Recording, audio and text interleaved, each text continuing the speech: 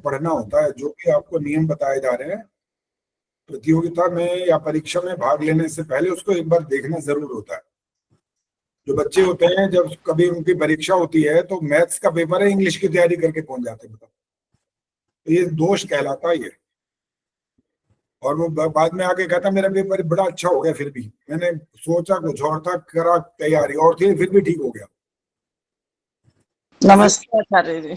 लगभग कहने की बात होती है ये, वरना ऐसा नहीं है कि तैयारी जिस चीज की जाए उसका ही परिणाम ठीक से आता है। किसी और की तैयारी और कर कुछ और दें तो उसका परिणाम ठीक नहीं आता। चलो जी, नमस्ते जी। अंजू ने भी नमस्ते की, अभी सबको नमस्ते।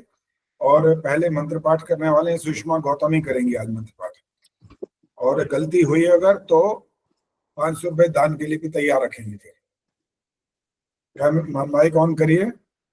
हाँ जी, नमस्ते। नमस्ते जी। ये बताओ आप किस में से सुनाओगे मंत्र? किस में से का मतलब है संध्या में से, दैनिक यज्ञ में से, या स्वस्ति वाचन में से? तीनों में से स्वस्ति वाचन चल रहा है तो स्वस्ति वाचन से ही सुना देती हूँ। अच्छा, कौन सा सुनाओगे ये भी आप पर छोड़ते हैं, देख के भी सुना सकते हो, लेकिन गलती अच्छा। हुई अगर गलती हुई तब वो व्यवस्था लागू हो जाएगी। जी जी। तो मर्जी सुनाओ, आपके ऊपर छोड़ दो। अच्छा, करिए, शुरू करिए। ओम स्वस्ति पंथा मनुचरेम सूर्या चंद्रमसा विवा पुनर्दधता घंटा चानता संगमे मही। गीता बताएगी कौन सी गलती हुई है। गीता तिवारी बोलो जल्दी से, फटाफट। और अब एक और दंड व्यवस्था भी लागू होने वाली है, जो गलती नहीं बता पाएगा उसको भी 500 का जुर्माना लग जाएगा। इसका मतलब ये है कि वो जो ध्यान से नहीं सुन रहा है या उसको पता ही नहीं लग रहा, तो इसका मतलब उसको भी नहीं आता। बात तो यही हुई इसका मतलब। तो सुना तो एक से जाएगा, लेकिन दंड कईयों को मिल जाएगा। गीता तिवारी कहाँ भाग गई चली भाई? चंदा जी चलो आप बोलो, कहाँ गलती हुई है?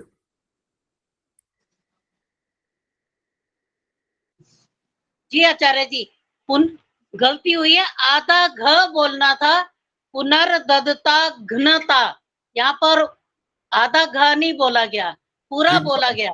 हाँ बिल्कुल ठीक कहा, ये गलती आपने पकड़ी है। और वैसे भी इन्होंने जहाँ शुरुआत की वहां पर ऐसा लग रहा था कि मात्राओं सहित बोल रहे हैं, हालांकि वो ज्यादा मात्रा लगी नहीं है, लेकिन फिर भी बहुत कम उसका ध्वनि होनी चाहिए। दोबारा सुनाओ एक बार। नमस्कार।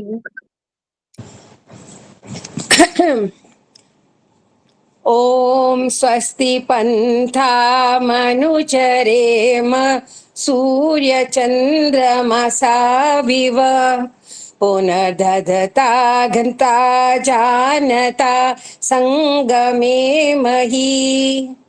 जब सुषमा जी को पता लगी गलती अपनी, इस बार तो और गलती होगी है कोई? मुझे नहीं पता लगा। गायत्री गुप्ता बताएंगी। उधर ध्यान है इसीलिए तो इनको पकड़ा मैंने। ध्यान उधर है इनका, पता नहीं कहाँ घूम रही है। नहीं आचार्य जी, देख तो मैं किताब में ही देख रही थी, इधर ये पढ़ रही थी जो वो अब किताब छोड़ो ना, किताब इतने पुरस्कार ले रखे हैं, अभी उधर किताबें ढूंढते रहोगे। अब तो याद करके वाला काम होना चाहिए। बताओ गलती कहाँ हुई है, पता लगी है? सुषमा सरदाना बोलो फटाफट। घंटा वाली तो हुई है आचार्य जी वहां पर। बाकी नहीं, दोबारा नहीं बोला करो, जिसका नाम लें वो बोलेंगे। इन्होंने सूर्या बोलना था, सूर्य बोला। हाँ बिल्कुल ठीक है, ये गलती हुई है। सुषमा गौतम को पता लगा होगा कि सूर्या होता था, वो सूर्य चंद्रमसा नहीं है, ये सूर्या। चलो अब एक बार का ही दंड है, 2 बार का नहीं है। कहीं आपको ये 500 एक के हो गए, 500 दूसरे के हो गए, इतने निर्दयी नहीं है भाई। थोड़ा सा ध्यान रखेंगे। बाकी आपने चाहे 11,000 देना हो वो आपकी मर्जी है, वो जो मर्जी करो वो आपके ऊपर है। हमारे नियम इतने 500 कम से कम है, बाकी आपकी इच्छा, स्वेच्छा से आप कर सकते हो। अच्छा जी, अगर आप सुन लीजिए फटाफट। और ये नियम ये है आज, जो उपस्थित नहीं होगा और वो मेरे से पूछेगा तो मैं नहीं बताऊंगा, क्योंकि आपको ये बता दिया गया था कि बुधवार को मैं आपके सारे सबके बारे में बताऊंगा कि आपने कहाँ कहाँ गलती की है। जो इस समय उपस्थित नहीं है उसको दोबारा अवसर नहीं मिलेगा सुनने का। तो पहले तो जिसका नाम लो वो हाजिरी लगा दे अपनी, पता लगे वो बैठे भी हैं कि नहीं यहाँ बैठे हैं। सबसे पहले रजनी गर्ग। हाँ जी आचार्य जी नमस्ते। रजनी गर्ग, आपके 50 के 50 नंबर थे और आपके लिए सर्वोत्तम लिखा गया था। तो आप इनके लिए तालियां बजा सकते हैं। इन्होंने संगीत में कोई गलती नहीं की, रिकॉर्डिंग में कोई गलती नहीं की, और जो मंत्र था उसमें भी कोई गलती नहीं की है। 100% मार्क्स मिले इनको, 50 में से 50। इनके बाद है उर्मिल शर्मा। उर्मिल शर्मा जल्दी उपस्थित है तो फटाफट अब कैमरा ऑन करो या पहले से ऑन रखो, नमस्ते करो, पता कुछ तो बोलो। जी नमस्ते आचार्य जी। हाँ जी, आपके नंबर है 40 और आपकी गलतियां ये हुई हैं कि मंत्र में भी गलती हो गई है और साथ में ताल से बाहर जा रहा था बार बार। जो ताल, इसीलिए हम आपको म्यूजिक देते हैं कि म्यूजिक के साथ उसमें ढोलक वोलक जो जिसको आप जो मर्जी बोलो, इलेक्ट्रॉनिक इंस्ट्रूमेंट होते हैं वो बज रहे होते हैं साथ में, और अगर उससे इधर उधर हुए तो नंबर इसलिए आपके कट जाते हैं। तो आपके अंक थे 40। इनके बाद है सुधा त्यागी। है ना सुधा त्यागी?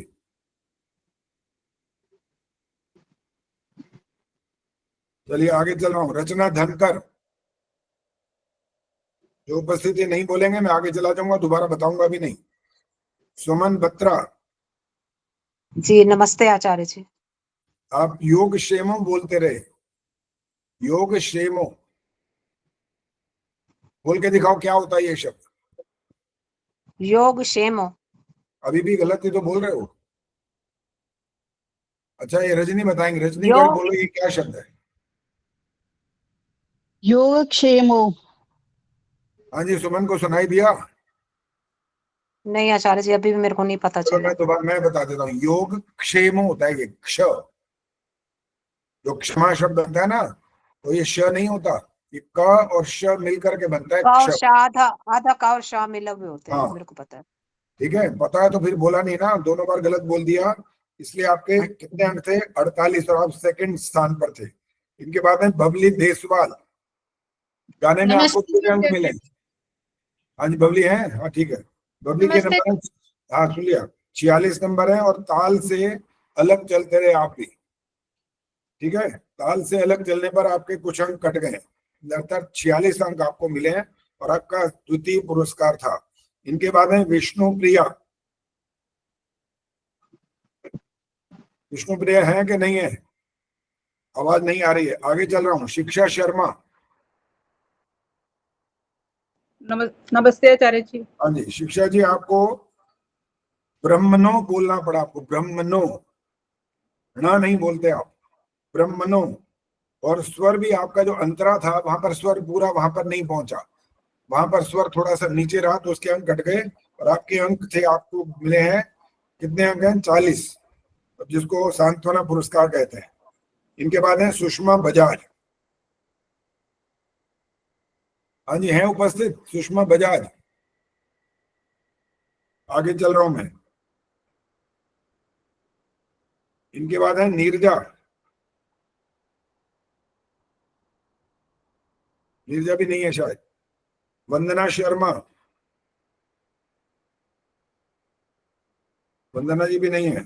सुषमा गौतम, इनको बता दिया शुरू में कि एक तो स्वर पूरा नहीं था और अस्पष्ट भी था कहीं, और साथ में क्या था, स्वर जो ताल जिसको बोलते हैं उसमें भी थोड़ा थोड़ा अलग चला गया, इसलिए आपको केवल 18 अंक मिले थे। 25 में से 25 भी मिले हैं जिनको स्वर में कोई गलती नहीं थी, अंतरा बिल्कुल ठीक गाया और ताल में गाया, उनको पूरे अंक मिले हैं।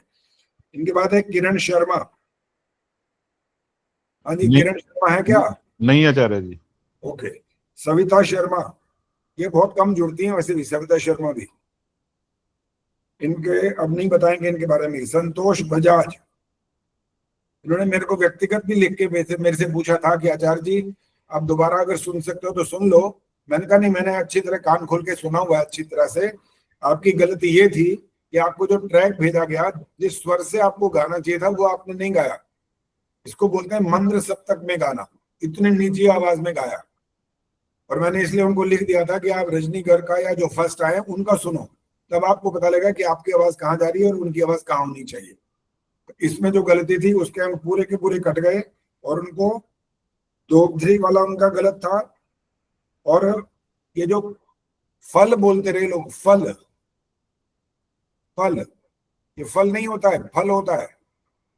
फ जो बोलते हैं ना उसके नीचे बिंदी लगती है तब वो फल बनता है, नहीं तो प फ प फ म, ये ऐसे पवरक जिसको बोलते हैं। तो फल बोलना होता है, फल नहीं बोलना होता उनका, वो भी गलत था। और पच्यंताम, यहाँ भी गलती थी उनकी। संतोष बजाज की बात कर रहा हूँ, वो पता नहीं उपस्थित थी कि नहीं, उन्होंने व्यक्तिगत लिखा था मेरे को, इसलिए मैंने इनका उत्तर दे दिया यहाँ पर। शकुंतला आर्या,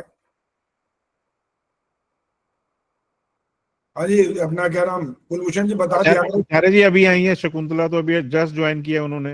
अच्छा, शकुंतला आर्या जी सुन रही हैं आवाज तो जल्दी आइए सामने, इसके बाद मैं बताऊंगा, सुन लीजिए। आचार्य जी तबीयत ठीक नहीं है, वीडियो नहीं खोल पाऊंगी। चलो चलो ठीक है, सुन लो। आपके 32 अंक थे। ब्राह्मणों हाँ जी। गलत था आपका, ब्रह्माणों बोला।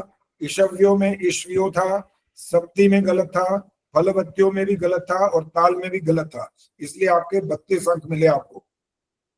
इनके बाद है प्रेम बहल। नहीं आचार्य जी। ठीक है जी। सुषमा गुलाटी,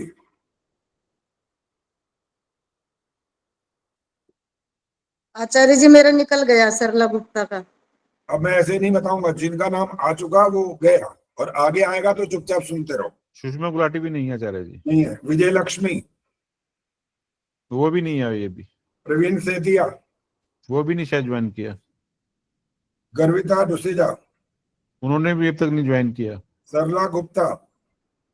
हाँ जी, ठीक आ है, गया मेरे। तो आ गया नंबर आपका। आपको 40 अंक मिले, और आपका सांत्वना था। आपका ईश्वयो आपने बोला, वो गलत था, ईशव्यो था वो। और ब्राह्मण लिखा आपने, बोला था तो ब्राह्मण, वो गलत हो गया। और ताल में भी आपका थोड़ा थोड़ा इधर से उधर भागता रहा, इसलिए आपके अंक कट गए। तो आपको कितने अंक मिले? 40, जिसको सांत्वना पुरस्कार मिला है जी। और वैसे आपने नाम लिखाया था कविता में। हाँ जी। हाँ, तो आगे से ये करोगे तो 0 नंबर मिलेंगे, एक अंक भी नहीं मिलेगा। मैं ये सोच रही थी जो कविता लिखेगा उसको नहीं नहीं गाना। नहीं नहीं नहीं, सोचना नहीं मेरे को, ना सुनना है ना सोचना है, आपने सोचना है एक बार में। और इसको बोलते हैं दृढ़ निश्चय। जो दृढ़ निश्चय करता है ना, वो सफल हो जाता है। और जो डामाडोल रहता है, वो फिर इधर से उधर, संशयात्मा विनश्यति, जो संशय में रहता है उसका नाश हो जाता है। आगे है राज चावला। नहीं आचार्य जी, वो भी नहीं है। ठीक है, गीता तिवारी तो आई हुई थी, राज चावला आई है। हाँ जी। राज चावला जी, आपको आचार्य जी आवाज बहुत कम आ रही है। कम आ रही है तो आपकी गलती है, मेरी गलती नहीं। यहाँ से राज चावला को मिले 48 नंबर, और ये सेकंड आई है। इनका पुरंधर्योषा, ये गलत था। गाने में इनको पूरे अंक मिल गए, और इनका 2 अंक कटे हैं। एक गलती के 2 अंक कट रहे हैं सबके, ध्यान रखिए। ताल में गलतियां तो ज्यादा भी कट सकते हैं, वहां पर ताल में तो कोई एक जगह थोड़ी होती है, ताल तो बहुत जगह गलत होता रहता है। तो ज्यादा आचार्य जी को गुस्सा आता है तो फिर वो ताल में बहुत जगह के अंक काटते हैं, और अगर थोड़ा थोड़ा सा कमी रहती है तो फिर ज्यादा अंक नहीं काटते। गीता तिवारी, आचार्य जी। जी आचार्य जी नमस्ते। गीता तिवारी को 50 के 50 अंक मिले। उनका उच्चारण ठीक था, मंत्र भी ठीक थे, और उनका गायन भी बिल्कुल ठीक था, इसलिए सर्वोत्तम इनको भी स्थान मिला। इनके बाद हैं सुषमा कांत। सुषमा कांत है? जी आचार्य जी नमस्ते। सुषमा कांत जी, आपके नंबर हैं 32। ईशव्यो गलत था, एक गलती और थी, वो लिख नहीं पाया। पर्जन्यो था, पर्जन्य बोला, वो गलत था। फिर 3 गलतियां और थी, और भूल भी गई आप बीच में। तो ये सारी गलतियों के कारण से आपके अंक कट गए, आपको 32 अंक मिले हैं। इनके बाद है स्वराज गुप्ता, आई हैं आज? नहीं आचार्य जी। चलो, उनके 50 के 50 अंक है, सर्वोत्तम बिल्कुल ठीक था उनका। इनके बाद है संतोष नंदवानी। है आचार्य जी वो तो। संतोष जी, आपको ब्राह्मणों, ये आपका गलत हो गया। और योग क्षेमो बोला आपने भी, योग क्षेमो नहीं बोला। हाँ जी, कहाँ दिखाई नहीं दे रही अभी तक? आचार्य जी मीटिंग में तो है वो। संतोष नंदवानी आई हुई है आज, इसका मतलब। नमस्ते आचार्य जी। हाँ नमस्ते जी। संतोष जी, योग क्षेमो बोल के दिखाओ। योग क्षेमो। हाँ, ये जो क्ष होता है ना, ये जो मिले हुए हैं, जिनका स्वर एक का 2 अक्षर मिलकर बनते हैं, वो थोड़ा थोड़ा कठिन होते हैं। तो उसको स्पष्ट बोलना बहुत जरूरी है, चाहे वो गायन में हो चाहे वो मंत्र में हो, तो उनको बहुत स्पष्ट बोलना होता है। वहां गलती हुई, और ब्राह्मणों इसमें गलती हुई है। तो आपके गायन में पूरे अंक मिले आपको, और उसके अंदर 4 अंक कटे हैं, इसलिए आपके अंक हैं 46, और आप द्वितीय स्थान पर थे। ये हमारे जी गायन वाला कार्यक्रम तो हो गया समाप्त। धन्यवाद जी। कौन बोला? संतोष जी। चलिए, इसके बाद अब आपके आए कविता में प्रार्थना जो थी। अब यहाँ सर से मेरे हाँ, सर मेरे बताए आपने? मैं अब नहीं बताऊंगा। मैंने पहले कहा था, जो समय पर कुलभूषण जी आपको लिख लिख करके थक गए, हर बार आप पहले तो ये वो डालते हैं लिंक, वैसे डालने की जरूरत नहीं होती है ये, फिर भी आपको जगाते हैं, चेताते रहते हैं कि भाई ध्यान ध्यान रखो, समय से जुड़ो, और आप फिर भी समय का पालन नहीं करते। तो मैंने कहा था जो समय पर नहीं जुड़ेगा मैं उसके बारे में नहीं बताऊंगा। आगे चलिए। अब मिथिलेश मंगला कविता में प्रार्थना में इनका भी सर्वोत्तम था, और 25 और 25 दोनों में बराबर अंक इनको मिल गए। इसके बाद है सविता कपूर, आई है क्या? हाँ जी आचार्य जी। सविता कपूर के 48 अंक हैं। ब्राह्मणों में इनकी गलती थी, जिसमें 2 अंक कट गए, बाकी इनका गायन ठीक था। जो इन्होंने कविता जिसने बोली है वो ठीक बोली है। फिर क्या है? सुशीला ढाका, आई है सुशीला? हाँ जी आचार्य जी नमस्ते। हाँ जी नमस्ते जी। आपका भी सर्वोत्तम है, और आपको 25 और 25 दोनों 50 अंक पूरे मिले। इनके बाद है रोशनी आर्या। रोशनी आर्या, हाँ जी नमस्ते आचार्य जी। आर्या ने भी कहा था, और वैसे भी मैंने देखा है कि जब परिश्रम करते हैं ना तो उनका परिणाम अच्छा आ जाता है। एक बार इन्होंने कहा था मैंने बहुत मेहनत की है, लेकिन उस बहुत मेहनत के बाद भी परिणाम नहीं आया था अच्छा। कारण कुछ भी होता है, चाहे यहाँ पर आप जब परीक्षा दे रहे हो घबरा जाओगे तो वो जितना परिश्रम किया होता है उसके कारण से यहाँ जो गड़बड़ होती है उसके कारण भी अंक कट जाते हैं। लेकिन यहाँ पर इन्होंने बहुत अच्छा प्रदर्शन किया और सर्वोत्तम मिला इनको भी, और 25 और 25 50 अंक पूरे मिले। इनके बाद है चंदा सचदेवा। जी आचार्य जी नमस्ते। हाँ, आपका एक तो ब्राह्मण गलत था और दूसरा फलवत्यो, ये दोनों गलतियां थी जिसके कारण 4 अंक कट गए। गायन में आपके जो मतलब कविता थी उसमें कोई अंक नहीं कटा। इनके बाद है रेखा गर्ग। रेखा गर्ग में रेखा गर्ग आई है? नहीं आचार्य जी। नहीं है। इनके बाद है अलका रावल। वो है आचार्य जी। जी आचार्य जी। अलका रावल को भी 50 में से 50 अंक मिले, सर्वोत्तम है इनके लिए भी, और बिल्कुल शुद्ध उच्चारण किया इन्होंने, मंत्र पाठ भी ठीक था और कविता भी बड़े अच्छे से बोली है। इनके बाद अंजू विद्यार्थी। नमस्ते आचार्य जी। अंजू फलवत्यो बोल के बताओ। फलवत्यो। दोबारा बोलो। फलवत्यो। अब ठीक बोल रहे हो। वाला आपने बोला फलवत्यो, फ फ और फ, इसमें जो अंतर है ना वहां गलती हुई है। और दूसरा आपने बोला है क्षेमकारी, बोल के दिखाओ। क्षेमकारी। अब ठीक है, वहां पर क्षेमकारी है। सारी रिकॉर्डिंग आप अपने आप ही सुन सकते हो। 2 गलतियां हुई हैं इसलिए आपके 2 अंक कट गए। प्रिंसिपल चंद्रकांता गेरा जी। नमस्ते आचार्य जी। हाँ नमस्ते जी। आपके 46 अंक हैं। एक तो जिष्णु बोला आपने, जिष्णु नहीं बोला, श पूरा बोल दिया, और पच्यंतम इसमें भी गलती है। ये 2 गलतियों के कारण से आपके 4 अंक कटे। इनके बाद है सुनीता अरोड़ा। जी आचार्य जी नमस्ते। एक तो आपने नडवा बोला है, नडवा नहीं बोला, वहां बिंदी लग गई नीचे, वो गलत हो गया। आशु वाही की जगह वाशु वाही बोला है, और एक ब्राह्मणों की जगह पता नहीं क्लियर लिखा नहीं है ये वाला। यहाँ पर 3 गलतियां थी जिसके कारण से आपके 6 अंक कटे। निर्मल डावरा। हाँ जी नमस्ते आचार्य जी। अराष्ट्रीय बोला आपने, अराष्ट्रीय नहीं बोला। इनके बाद है रथेष्ठा, रथेष्ठा होता है। इसके बाद है एक ना लिखा हुआ है, ना होना चाहिए, और शुभगय ऐसा कुछ लिखा हुआ है, वो भी ठीक नहीं था, तो आपके 8 अंक इसलिए कट गए। इनके बाद है गायत्री गुप्ता। नमस्ते आचार्य जी जी। आचार्य जी।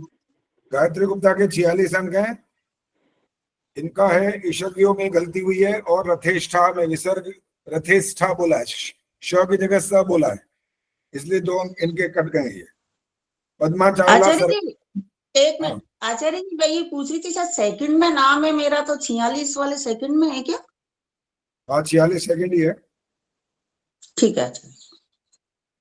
पद्मा चावला है, सर्वोत्तम है इनका भी, और 25 और 25 50 अंक पूरे हैं। इनके बाद दमयंती गुप्ता है, ये भी सर्वोत्तम है, इनके भी 50 अंक है। नमस्ते आचार्य जी। नमस्ते जी। सुदर्शन मनचंदा आई हैं? हाँ जी, नमस्ते आचार्य जी। आपके युवास्य बोला, युवास्य, वहां पर आपकी गलती हो गई है तो 2 अंक कटे हैं, बाकी कविता में कोई गलती नहीं हुई है। संगीता आर्या,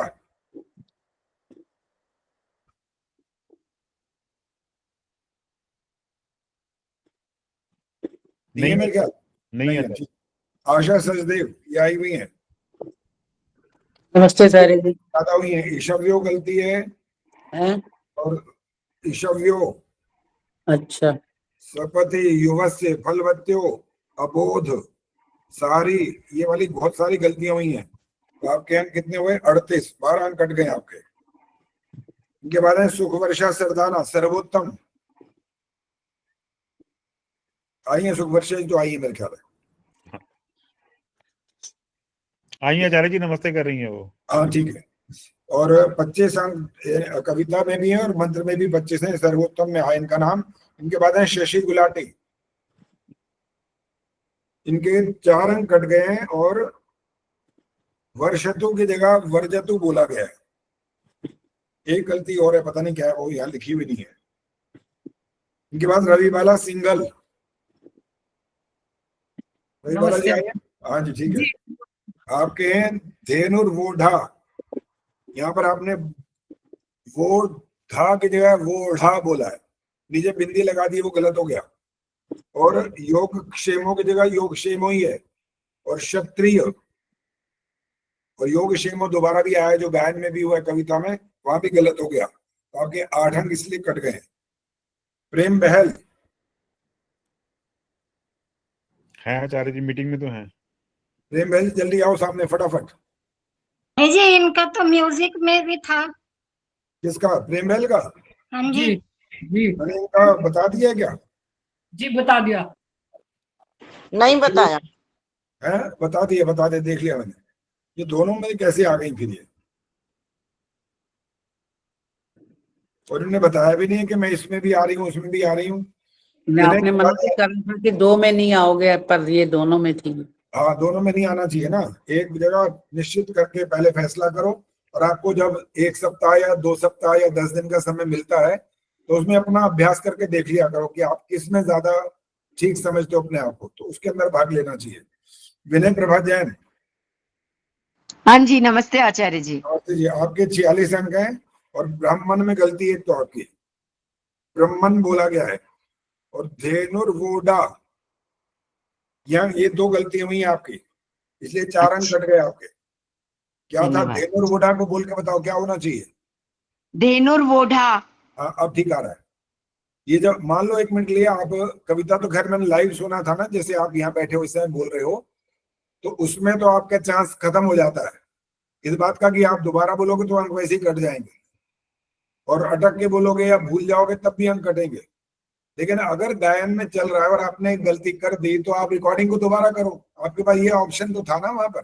आपका मतलब विनय प्रभा को नहीं बोल रहा हूँ, सबको बोल रहा हूँ जो गायन प्रतियोगिता में थे। कईयों ने तो इतना गलत किया कि जब मेरी आवाज आ रही थी वो थी 10, मान लो 10, और वो जब गायन कर रहे थे तो उनकी आवाज थी 25, तो ये बैलेंस नहीं था, इसलिए ये भी गलत। तो बैलेंस कैसे बनाना था? एक बार रिकॉर्डिंग करके देखो, एक स्थाई और एक अंतरा गा के देख लो, जिससे आपको पता लग जाए कि दोनों की आवाज ठीक आ रही है कि नहीं।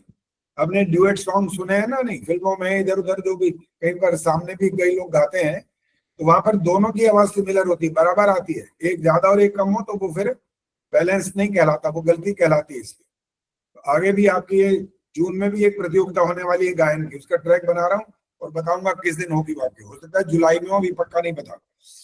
सुषमा सरदाना, हाँ जी आचार्य जी, नमस्ते। दोगध्री, एक तो यहाँ कट गया आपका, आपने बोला द्रोगध्री, अच्छा जी। द्रो बोल गया, द्रो हो गया, वो भी गलत हो गया। और योग क्षेमो ये भी गलत था, और एक बार फिर योग क्षेमो, दोनों बार गलत होगा। एक बार बोल के दिखाओ, योग क्षेमो बोलिए। योग क्षेमो। हाँ, गलत हो रहा है, क्षेमो आ रहा है ना दीदी, क्ष बोलना है, क्ष।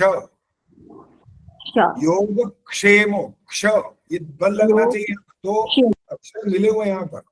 योग क्षेमो, अब आ गया, अब आया। ठीक बस ये ध्यान रखना, इसीलिए आपके 6 अंक कटे हैं। ठीक है प्रेम सर्वोत्तम है इनका भी, और मंत्र भी बिल्कुल ठीक है, और कविता में भी बिल्कुल ठीक कहा। इंदिरा टांगरी आई है, हाँ मेरे ख्याल तो आई थी आज। जी आचार्य जी मैं हूँ। आपके 46 अंक हैं। सेकंड स्थान है धेनुर वोढ़ा, आपने भी यही बोला है। जी वो मेरे मुंह से गलती से निकला था, मैंने वो पकड़ जो- लिया था अपने जो- आप को कि हाँ मैं जी, गलत वो बोल हो गई गया। हूँ। और औषधया की जगह बोला आपने औषधया। हाँ जी मैंने गलत बोला उस वक्त, वो भी हाँ। मैंने पकड़ा था, मैंने कहा 2 चीजें गलत कर गई मैं। चलो ये तो शुक्र है भाई, ये तो आज तो इन्होंने तो सामने दोनों की दोनों स्वीकार कर ली गलतियां कि हाँ भाई मैंने ये गलतियां बोली हैं। मैंने कहा कहीं आचार्य जी फंस जाए, कोई कहे ना ना मतलब ही नहीं है, हमने तो करा ही नहीं गलत, आप भी पता नहीं क्या क्या करते रहते हो। तो मैं भी शुक्र मनाता हूँ कि चलो हम जो गलती पकड़ते हैं तो इसका मतलब वास्तव में गलती होती है, ऐसे खाम खामे नहीं करते हैं कोई भी, ये गलती आपकी थी। इनके बाद धन्यवाद आचार्य जी। सर्वोत्तम है इनका भी स्थान, और 25 और 25 अंक है। मंत्र भी पूरा शुद्ध बोला और कविता में बिल्कुल ठीक बोला। इनके बाद है गार्गी गुप्ता, इनके 48 अंक है। आइए नमस्ते आचार्य जी। हाँ नमस्ते जी, आपने गलती की है, भूल गई थी आप। हाँ जी, अटक गई थी मैं वहां पे एकदम से ना। बस वहां 2 अंक कट गए, ज्यादा भी कट सकते थे लेकिन हमने कहा कोई बात नहीं, जहाँ थोड़ी सी गलती है तो थोड़ा सा अंक काट देंगे। इनके बाद है कुसुम शर्मा, जिनको मैंने आज रिमूव कर दिया है, आपने देख लिया होगा। ये हर बार ये गलतियां कर रही हैं, जब देखो इनका कोई ना कोई वो, कभी ऑडियो कभी कुछ कभी कोई मैसेज, तो मैंने आज इनको रिमूव कर दिया। इनके अंक कितने हैं? 50। सर्वोत्तम में आया इनका स्थान, इनमें भी पूरे के पूरे अंक प्राप्त किए। इनके बाद और कौन है? हाँ ये रहे, बहुत सारे नाम बाद में भी जो बोले थे वो भी हैं। इनके बाद है सविता धिंगरा, देखिए सर आए हैं कि नहीं आए? सविता धिंगरा नहीं लग रहा है। सुषमा कुमार, नमस्ते आचार्य जी। हाँ जी, सुषमा कुमार के कितने नंबर हैं? 48। रथेष्ठा, ये गलत बोला है बस, बाकी ठीक है आपका। क्या गलत बोला आचार्य जी? रथेष्ठा बोल के बताओ क्या होता है? रजेश था। दोबारा बोलो। रजेश था। अभी था भी क्लियर नहीं बोल रहे हो ना, इसलिए तो बोल रहा हूँ। र के बाद थ बोलना है, थ स्पष्ट हो, त जैसा नहीं आना चाहिए। रथेश था। हाँ रथेष्ठा। ठीक है। रामधारी जी आइए। रामधारी जी कितने अंक मिले हैं? जी कितने मिले अंक? मेरे तो बहुत कम पाओगे जी। आप 25 पाओगे। ईशव्यो, बहुत सारी गलतियां, कितने गिराऊं कहां से? तो मैंने तो एक एक करके निशान लगा दी, लिख ही नहीं पाया इतनी देर में। तो ये ध्यान रखना पड़ेगा, बहुत मेहनत करनी है आपको, परिश्रम करोगे तो सुधार होता जाएगा। इनके बाद है जी शशि प्रभा। नमस्ते आचार्य जी। एक तो इन्होंने ईशव्यो बोला, ईशव्यो नहीं बोला। इनके बाद फल फूल, फल फूल से लदी होता है, इन्होंने बोला फल फूल, तो फूल तो मूर्ख होता है इंग्लिश में, फल नहीं बोल सकते, फल फूल ये बोलना होता है। तो जिसने भी फल वाली गलतियां की उनके हम काट लिए गए। कमलेश डांगरा। नमस्ते आचार्य जी। हाँ जी, हाँ जी। कमलेश जी के अंक हैं 48। इनका कहाँ कटा है? औषधया में कटा है इनका अंक। औषधय है। हाँ यह नहीं बोलना ना, यह औषधयः जब बोला ना लास्ट में वो ठीक बोला, ऐसे बोलना होता है। उसके बाद दीपिका ने परीक्षा दी नहीं, पुष्पलता ने परीक्षा दी नहीं। कमला हंस, देखो सर आए हैं कमला हंस के? नहीं अरे जी है, मीटिंग में है। नहीं आई, आई है। कमला हंस जी के नंबर है 44। जिष्णु ये गलत। पच्यंता म पूरा बोला गलत। योग क्षेमो ये भी गलत, तो इसलिए 6 अंक कट गए। नीलिमा, नीलिमा आई है? हाँ जी आई हूँ। नमस्ते आचार्य जी। आपके 38 अंक हैं। गलतियां हुई हैं, रिपीट भी आपने किया। ब्राह्मणों गलत बोला, निडवा गलत बोला, क्षत्रिय गलत बोला, आगे पता नहीं क्या लिखा था हिंदी, मैंने पेंसिल से लिखा हुआ है तो आपके 12 अंक 19 और 19 अंक मिले हैं, तो 38 अंक आपको मिले। तो रिपीट मत किया करो, प्रयास करो, पहले प्रैक्टिस करो। जैसे लोग फिल्मों में जाते थे ना, पहले फिल्मों में दिखाते हैं कभी कभी ये सीन, वो हीरो होता है, कहता मैं वहां जाऊंगा तो मैं कैसे बात करूंगा, वो शीशे के सामने खड़े होके बोलता है। अब शीशे के सामने खड़े हो मत, वो आप जानो, लेकिन अभ्यास जरूर किया करो, बिना अभ्यास के सफलता कम मिलती है। हाँ जी, धन्यवाद। निर्मला देवी, धन्यवाद जी। धन्यवाद जी। निर्मला देवी आई है? नहीं आचार्य जी, नहीं है। दया गोयल, वो तो है। दया गोयल जी आइए, कहाँ है? नहीं, वो भी निकल गई, अभी नहीं है। निकल गई, छोड़ दिया। क्यों? 28 अंक है ना, मैंने सोचा भाई ये तो गड़बड़ हो जाएगी, सारी गलतियां गिनवा देंगे इतनी सारी, तो मैं लिख ही नहीं पाया, तो एक एक एक एक ऐसे करके डालता गया। जिसकी गलतियां थी वो लिखें कैसे इतनी जल्दी, वो तो गाते जा रहे हैं, बोलते जा रहे हैं, मैं लिखूं कैसे इतनी जल्दी, लिख ही नहीं सकता था। तो मैंने फिर वहां जिनकी ज्यादा गलती होती है तो 1,1,1 ऐसे कर देता, क्योंकि लिखना संभव ही नहीं होता है, क्योंकि रिकॉर्डिंग तो है नहीं, रिकॉर्डिंग तो दोबारा सुन लो, पता लग जाता है। तो कुल मिला करके 43 लोगों ने ये परीक्षा दी थी। 43 कौन से? आचार्य जी नमस्ते, मैं विष्णु प्रिया। विष्णु प्रिया जी अपने सुनाएंगे। जो बाद में जुड़ते हैं उनको बाद में नहीं बताया जा सकता, इसलिए कुलभूषण जी हर बार इतनी मेहनत करते हैं, आपके लिए प्रोग्राम डालते हैं, हर बार बताते हैं कि समय से 10 मिनट पहले लिंक खोल दिया जाता है, आप समय पर जुड़ो और बीच में नमस्ते आदि मत करो। तो मुझे लगता है उसको पढ़ता ही कोई नहीं है, सोचते हैं तो बेकार फालतू चीज आएगी कुछ। और उन्होंने ये भी कई बार कहा कुलभूषण जी ने, भाई उसको क्या बोलते हैं कुलभूषण जी, क्या करो, मीटिंग से निकाल दो आचार्य।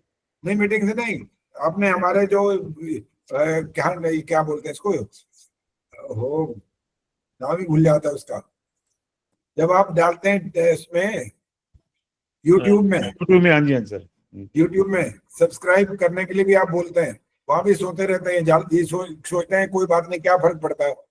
अरे भाई आपकी चीजें हैं बहुत सारी, उसमें आपको सुनने का भी मौका मिलता है, तो लोगों को भी, औरों को भी लाभ पहुंचता है कि देखो कितने लोगों ने इसको सुना है। तो परिश्रम तो सार्थक करना होता है ना, सिर्फ ऐसा थोड़ी कि अपना काम किया छुट्टी, तो कौन काम का, ऐसे मत किया करो, काम करना होता है, अच्छे से काम करना होता है। यस बिल्कुल ठीक है जी। आचार्य जी आदर्श का रिजल्ट नहीं बताया आपने, मैं सुनने के लिए बैठा था मैं। दोबारा बोलो, समझ नहीं दिया अभी। आपने आदर्श के बारे में कुछ नहीं बताया आचार्य जी। मैंने कहा सर्वोत्तम बोला तो है, बोला है। मुझे सुनाई नहीं दिया फिर। हाँ जी, वो अपना सुनाई नहीं देता ना ज्यादातर।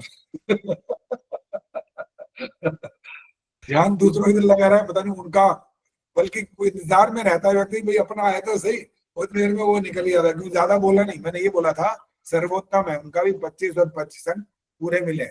ने मंत्र में भी अशुद्धि नहीं करी और गायन में भी अच्छा किया मैं, अर्थात कविता में। आचार्य जी इस वाली परीक्षा में संस्कृत के साथ साथ हिंदी का उच्चारण भी सीखा हम लोगों ने। हाँ बिल्कुल, और मैं आपके लिए वो बना चुका हूँ। निशा बोल, आपने नहीं बताया मेरा। निशा को किसी को नहीं बताएंगे, ये बता दिया हमने, जो देर से जुड़ेगा उसका दंड ये भी मिलेगा। और मैं ये बोला था कि आपके लिए शुतलेख तैयार हो चुका है स्वस्ति वाचन का, 50 शब्द मिलने वाले हैं आपको, तैयार हो जाओ। मैं आपको आराम से दूंगा, सुन लो। कब आचार्य जी? ये बताऊंगा, अभी तारीख आ जाएगी। मैं ऐसे बताऊं या ना बताऊं, लिखित तो आपको सूचना मिलती है, और मैं इतना अलर्ट रहता हूं कि आपको अगले दिन भी प्रतियोगिता होने की जब बात आ जाए तो भी मैं आपको फिर दोबारा डाल देता हूं, कहीं सो गए हो तो जाग जाओ। इतना तो जगाता रहता हूं, बताओ और क्या करूं इससे ज्यादा। इतना तो बहुत बड़ा काम होता है। और आज जो मैं भी काम कर रहा था, अभी भी कर रहा था, मैंने आपके सारे 2021 से लेके 2025 जून तक जितनी प्रतियोगिताएं हुई हैं उसके सारे के सारे पुरस्कार जोड़ दिए एक बार। आचार्य जी एक विनय प्रार्थना मेरी भी है। प्रार्थना है, बोलो क्या? आपके परिश्रम को नमन करते हुए एक प्रार्थना कर रही हूँ। मेरे इसमें ना एक अंक जुड़ने रह गए हैं टोटल में। क्या मतलब, दोबारा बोलो। जो आपने भेजा है ना टोटल नंबर, हाँ। तो मेरे 433 बनते हैं, आपने 392 लिखे हैं। अच्छा, एक के जुड़ने रह गए? एक उसके रह गए हैं रामायण के। अच्छा, रामायण के रह गए। अच्छा अच्छा अच्छा, ठीक है जी, वो जोड़ देंगे अगर रह गए तो। भूल सुधार के लिए तो तैयार है हमेशा, गलती तो कोई भी कर सकता भाई। आपको अंक इसीलिए तो बार बार लिख के भेजते रहते हैं कि आप भी अपने अंकों को देखते रहो, खुश होते रहो कि देखो मैंने कहा बुरा ना मानो, मैंने कोई बुरा बिल्कुल नहीं, मैं कोई बुरा नहीं मानता इस बात के लिए। तो मैं परेशान थी, बेटे ने कहा कह देना कोई बात नहीं, बिल्कुल ठीक आपको है, खुश हो जाओगे। मैं वो वाला निकालूंगा कौन से रजिस्टर में था वो आपके अंक देख के वो उसमें मैं जोड़ दूंगा। ठीक है जी, चलो। और किसी ने कोई थोड़ी सी छोटी मोटी कोई बात करनी हो, पूछनी हो तो पूछो, नहीं तो फिर मैं आगे शुरू करूं कुछ और। आचार्य जी मुझे 2-3 चीजें पूछनी है। बोलो। एक तो आचार्य जी आप ये 50 शब्द हमें देंगे पहले, या हमें पूरा करना है तैयार? बिल्कुल नहीं। कौन से शब्द? स्वस्ति वाचन वाले? हाँ जी। अरे श्रुतलेख में बोलूंगा ना, पहले क्यों बताऊंगा? अच्छा, दूसरी बात आचार्य जी। ठहरो पहले बताओ, श्रुतलेख को पहले बता के करता है क्या? नहीं नहीं, मैं वैसे आपने कहा ना 50 शब्द दूंगा, मैं इसलिए पूछ 50 रही शब्द थी। दूंगा का मतलब है ये यानी कि आप उस श्रुतलेख में देंगे। हाँ जी, वहाँ ठीक है, बोलूंगा, यहाँ से बोलूंगा और आपने उसको ठीक है। और आचार्य जी दूसरा आपने एक उसमें लिखा है कि कविता लेखन और ईश्वर भक्ति के ऊपर एक भजन, तो उसमें कितनी पंक्तियां लिखनी होंगी? अब वो मैंने नहीं लिखा भी कितनी पंक्तियां हों। हाँ जी। उसमें भजन में जैसे हम देखते हैं, भजन के हिसाब से इसका भी निर्णय कर लेंगे। 2 पंक्तियों का तो पहले स्थाई बोलते हैं और उसके बाद आप 2 अंतरे और 2 अंतरे में ऐसा होता है, कभी कभी तो 2 लाइन वाला अंतरा होता है, कभी कभी 4 लाइन वाला होता है, तो आप 2 लाइन वाला बनाइए बस। 2 स्थाई वाली लाइनें आ गई और उसके बाद 2 अंतरों का 4 लाइनें वो आई, टोटल 6 लाइनें। और कविता में आप चाहे 8 या 10 कर लो, वो कविता में थोड़ा सा दूसरा अर्थ निकलता है, इसलिए आप 8 और 10 से ज्यादा नहीं कर सकते। जो इससे ज्यादा करेगा डिस्क्वालीफाई हो जाएगा। अच्छा, और तीसरी बात आचार्य जी, जो हमारे ये यज्ञ के जो बाकी रहते हैं, जैसे अभी एक ही हुआ है, उसका 4 भाग थे, तो वो क्या पुस्तक में से देख के बोलने हैं या याद करके बोलने हैं? पहले कैसे हुआ था? पहले आपने बिना मतलब पुस्तक के हमसे सुने थे, लेकिन फिर आपने बाद में जैसे स्वस्ति वाचनम का शुरू कर दिया था कि पुस्तक से। स्वस्ति वाचन अलग चीज है, जो रोज के अभ्यास की चीज नहीं है, लेकिन यज्ञ का तो आपको याद करके ही सुनाना पड़ेगा, वहां पुस्तक नहीं देख सकते आप। ठीक है आचार्य जी। 4 भागों में था वो, मुझे याद है 25 अंक लग चुके हैं आपके, 25 में से वो 1 भाग हुआ है, 3 बचे हुए हैं। हाँ जी। और जो परसों प्रति होने वाली है परीक्षा, वो पता है क्या? 21 से 31 मंत्र 31 तक। हाँ जी, वो आप देख करके सुना सकते हो, क्योंकि वो रोज के अभ्यास की चीज नहीं है, इसलिए। ठीक है, धन्यवाद आचार्य जी। बोलो गायत्री जी, बोलो क्या बोलना। आचार्य जी 23वें मंत्र में माघ शंसो है या माघ शमसो? कौन सा मंत्र कह रहे हो? 23वां। पूरा मंत्र बोलो, पूरा मंत्र बोलो।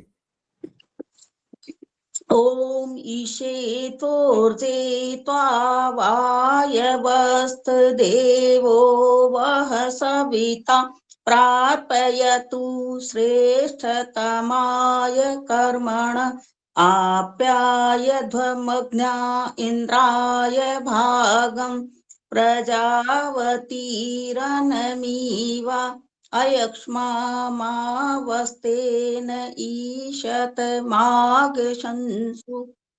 ठीक है, माघशम ठीक है। चंद या माँ आएगा ना आएगा?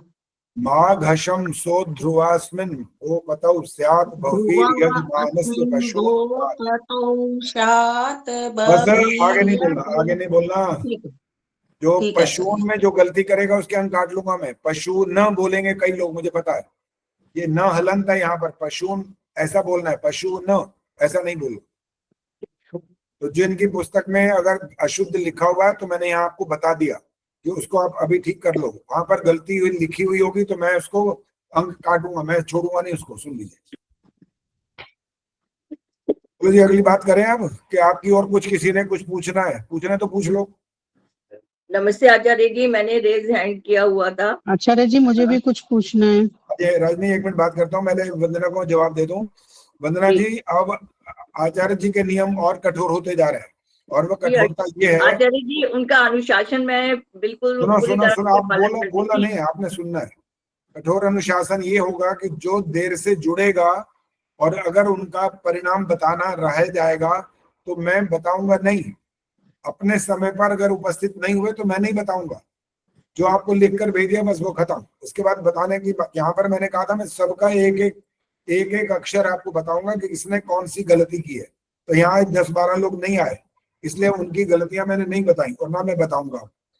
लेकिन अंक आपको मिल गए, उसी से संतुष्ट करो और अपने आप सोचो आपने कहाँ गलती की है। गायन में की है तो आपके पास सामने है ही वो तो अभी भी, और अगर कविता में था तो वो तो चला गया, वो भी रिकॉर्डिंग सुननी तो वहां सुन सकते हो।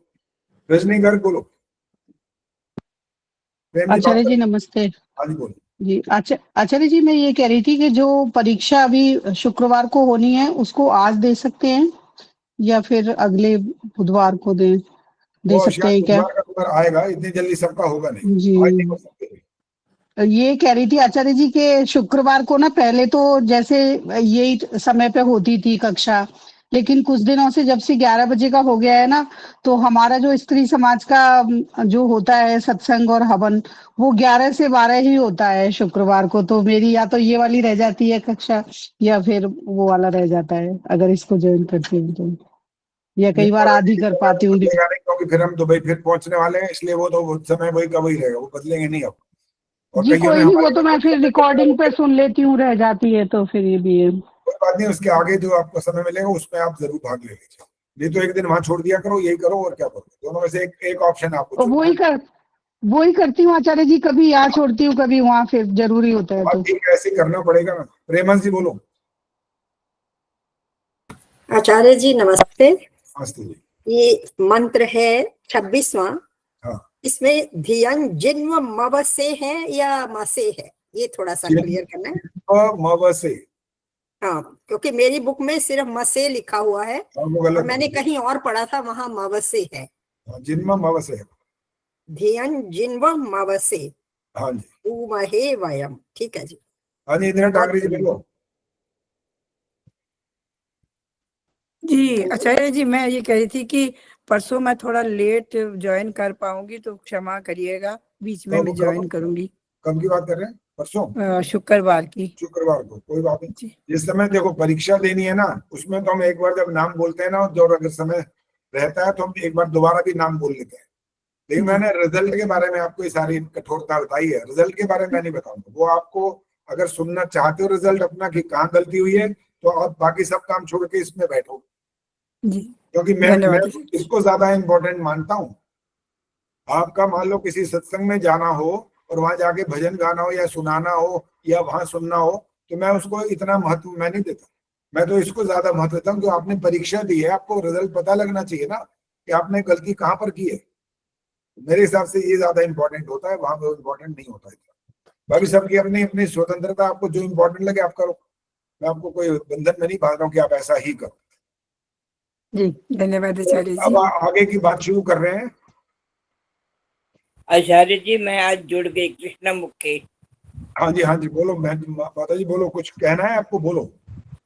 बस मैंने तो अभी अब आज हाजिरी दी है, अब कुछ जो आपका आदेश होगा आगे तो।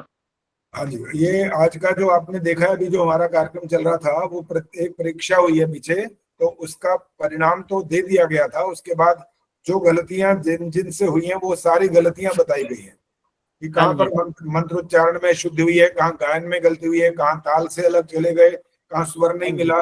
बहुत सारी गलतियां जो थी वो बता दी गई हैं, ताकि ये आगे भविष्य में और ध्यान से इस काम को कर पाए। बाकी प्रयास करने से ही होता है जो कुछ भी होता है, अगर पुरुषार्थ नहीं करेंगे तो नहीं होगा।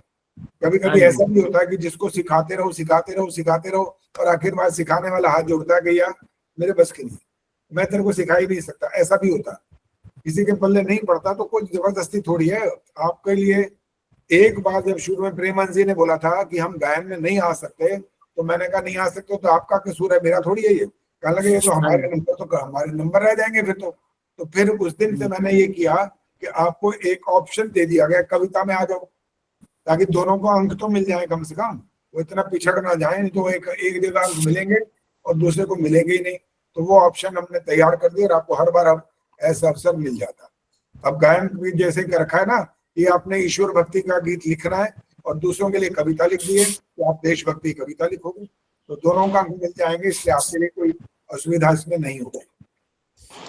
आचार्य जी ये दोनों लिखने हैं या एक लिखना इन दोनों में से? ये अंजू अंजू क्या बोल रही है, मुझे ये विचित्र लग रहा है। मैं कह रही हूँ ये जो आपने देशभक्ति गीत या प्रभु भक्ति गीत, इन दोनों में से एक चीज लिखनी होगी ना? हाँ जी, एक ही तो लिखनी है। अभी क्या सारी जो रामायण पढ़ी मैंने यही तो पढ़ी है अभी। और क्या बोला कि गायन जो नहीं कर सकते उनको उसमें डाल दिया। अब जो ईश्वर भक्ति गीत मान लो नहीं लिख सकते, तो रुचि है देशभक्ति में, तो वो वाला लिखते हैं बस। ये तो लिखने की, इसमें गायन वायन की बात नहीं आ रही है फिलहाल। आचार्य जी देशभक्ति में भी 6 लाइनें लिखनी है? नहीं, 10 लिख सकते हैं वहां पर। और जो मान लो अगर एक अंतरा आप ऐसा बना सकते हो जिसमें आप 4 लाइनें लिखना चाहते हो, तब आपकी भी 10 लाइनें बन जाएंगी। लेकिन उसमें आपको 6 लाइनों की गायन में, मतलब ईश्वर भक्ति गीत में 6 लाइनें आप कम से कम लिखोगे। 2 हैं मतलब स्थाई की, और 2 अंतरों की, 2 और 2 लाइनें। अन्यथा 4 और 4 लाइनें भी आप अंतरों में बना सकते हो, आपकी मर्जी। और आपको तारीख बता दी जाएगी, तब तक आप मेरे पास पहले ही तो आप अपने आप ध्यान से लिखोगे। और एक बात और यही बता दूं, अब जब बात आ गई है तो जिसका स्पष्ट लिखा हुआ नहीं आया उसके अंक 0 हो जाए। मेरे जैसे लिखा करो जैसे मैं लिखता हूँ, या प्रेमानंद जी जैसा लिखा करो। कितना सुंदर लिखते हैं, हीरे मोती जड़े हुए होते हैं पूरे। आचार्य जी आपका कोई मुकाबला नहीं, मोती जड़े, मन करता है बार बार पढ़ो। नहीं, आपका भी मैं देखता हूँ इतना अच्छा सुंदर लिखते हो। बड़ा आनंद आता है जब अच्छा लिखते हैं ना, तो अच्छा लिखने से मन भी खुश हो जाता है अपने आप, देखते ही लगता है वाह क्या बात है। और अंजू की एक गलती होती रहती है, बार बार होती है। वो कहती है मेरा मोबाइल ठीक नहीं है, पता नहीं फोटो कैसी आती है। ये किसी से काम करवा लिया करो, फोटो क्लियर नहीं आई तो भी अंक कट जाएंगे, मैं दूंगा नहीं अंक। फिर हमें बिल्कुल स्पष्ट चाहिए। एक बार अगर फोटो खींचने में गलती हो गई तो दोबारा करो, उसको फोकस करो। उसके अंदर बहुत सारी कैमरा में चीजें होती हैं, तो उसको ये वाला कलाकारी भी सीख लो थोड़ी सी। आचार्य जी अब फोन बदल लिया है मैंने। अच्छा, बदल दिया तो बहुत बढ़िया हो गया। तो फिर हाँ जी, और कौन बोलना चाहता है? बोलो बोलो, आपकी सुन लेंगे पहले, फिर अपनी सुन लेंगे। आचार्य जी प्रेम जी तो हिंदी इंग्लिश भी बहुत अच्छी लिखती हैं। फेसबुक पे मैं उनके कमेंट्स पढ़ती हूँ, मुझे बड़ा अच्छा। बिल्कुल बिल्कुल, वो तो हमारा इतना उत्साह बढ़ाती रहती हैं कि बस ऐसा लगता है कि हम हवा में उड़ रहे हैं। इतना बढ़िया हमारे लिए लिखते हैं हमेशा। सुषमा के लिए भी लिखते हैं, डॉक्टर सुषमा के लिए, उनका भी बहुत बढ़िया लिखती हैं। और वो जो मेहनत करता है तो उसको अच्छा लगता ही भी है कि चलो किसी ने ध्यान से सुना है ना, और उसका जितना लाभ उठा सकते हैं वो लाभ भी तो उठाए ना। हमें तो लगता है ना हमारी अंग्रेजी रही ना हमारी हिंदी रही, सब खिचड़ी पक रही है। नहीं, बड़ी अच्छी होती है आपकी, बहुत अच्छी होती है। आचार्य जी प्रवीण सेठिया जी पहले बोलेंगे, अब जो मैं जिसको कहूँ वो बोलेंगे। प्रवीण जी बोलो। प्रवीण सेठिया जी बोलो। प्रवीण सेठिया जी बोलो, क्या बोलना था? आपने हाथ खड़ा किया था। अच्छा, हाँ जी हाँ जी, मैं अपना सॉरी करती हूँ कि मैं थोड़ा लेट हो गई, क्योंकि मैं सोई रह गई, मेरे को पता ही नहीं चला। और मैं जल्दी उठी और फिर मेरे से मिल नहीं रहा था। देखो ये एक्सक्यूज मत सुनाया करो, ये एक्सक्यूज नहीं सुनाना। सिर्फ ये नियम बता दिया आपको, नियम का पालन करो बस। अगर जीवन में हम उन्नति करना चाहते हैं ना, तो कहते हैं सीखने की कोई उम्र नहीं होती है। और कभी कभी जो बड़े बुजुर्ग होते हैं ना, वो जब अपने पोते पोतियों को सिखा रहे होते हैं, कभी कभी अपने बच्चों को भी सिखा रहे होते हैं, और कहीं बहस हो रही होती है, तो पता है क्या बोलते हैं कि बेटा ये बाल धूप में सफेद नहीं किए हैं, ये समझे। और आजकल तो बच्चे भी ऐसा जवाब देते हैं कि बेचारे वो बोलने वाले चुप हो जाते हैं। तो ऐसा खतरनाक जवाब देते हैं। दादी आपको क्या पता, कौन से जमाने की बातें कर रहे हो आप, इतने कठोर। ये तो बहुत सीधा सा जवाब है, भी इससे बड़े खतरनाक जवाब देते हैं बच्चे आजकल। तानू की पता, तानू की आंदा है। अच्छा सानू पता ना दुनिया जैसी तुझे अपने घर बैठे रहने, तानू की पता। तो इसलिए वो आज का जमाना थोड़ा अलग हो गया है। तो इसलिए जो नियम बनाए जा रहे हैं उन नियमों का पालन करना सीखो बस, तब आपकी उन्नति होगी। वरना अन्यथा सिर्फ एक सुना देना, गायन में बड़ा अच्छा होना, या कविता सुना देना, या मंत्र पाठ सुना देना, इससे उन्नति नहीं होती है। इसका पालन करने से हो जाती है, अन्यथा उन्नति ना के बराबर होती है। चलो जी, अब जो आगे की बात शुरू कर रहे हैं वो सुनिएगा ध्यान से। पहले ये वाला मंत्र कौन सुनाएगा? संध्या का मनसा परिक्रमा का पहला मंत्र है। जो शुद्ध सुना सकता है वो हाथ खड़ा करो। जो बिल्कुल शुद्ध सुना सकते हैं। और जे गलती हुई तो दंड मिलेगा, ये सोच लो। एक तो अंजू का हाथ खड़ा है, प्रेम हंसी ने भी हाथ खड़ा किया था 2, और पद्मा चावला ने भी हाथ खड़ा किया 3, और का तो पता लग नहीं रहा अभी। आचार्य जी मेरा हाथ भी खड़ा है। अच्छा, कहाँ है? बबली कृष्णा देवी जी ने हाथ खड़ा देखो। किया हुआ है। कृष्णा मुखी जी, माइक ऑन करो पहले आप। कृष्णा मुखी जी, आप ये वाला मंत्र सुना सकते हो? कौन सा का है आचार्य जी? ये है मनसा परिक्रमा का पहला मंत्र, ओम प्राची। देखकर नहीं सुनाना होता लेकिन यहाँ पर अब। हाँ जी, मेरे पास पुस्तक तो नहीं है, मैं पहली बार जुड़ी हूँ। मैं ये कह रहा हूँ, अगर आप देख करके सुनाना ही नहीं होता। जो मंत्र ये वाले हैं संध्या और हाँ यज्ञ जी, के, ये बिना देखे सुनाने हाँ होते हैं। जी, चलिए मैं सुनाइए। बोलती हूँ, मैं ये पूरा नहीं कह सकती कि शुद्ध होगा, चलो आप कोई देख बात लीजिएगा। सुनाइए। ओम प्राची दिग्गग्निरधिपतिरसितो रक्षितादित्यायशवः तेभ्यो नमोऽधिपतिभ्यो नमो रक्षितृभ्यो नमः ईशुभ्यो नमःभ्यो अस्तु योऽस्मान् द्वेष्टियं वयं विश्वस्तं वोजं भेदध्मः।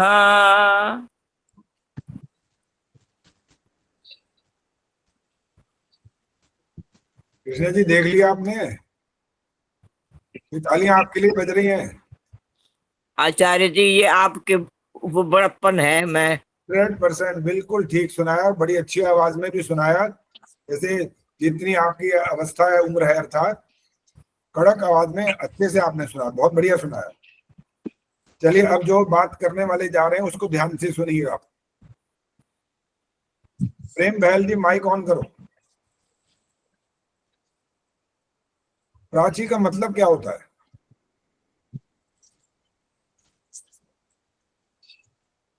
फटाफट जवाब देना है। नहीं आता तो बोलो नहीं आता, बस आता है तो फौरन जवाब दो। माइक ऑन नहीं है क्या आपका? आवाज नहीं आ रही?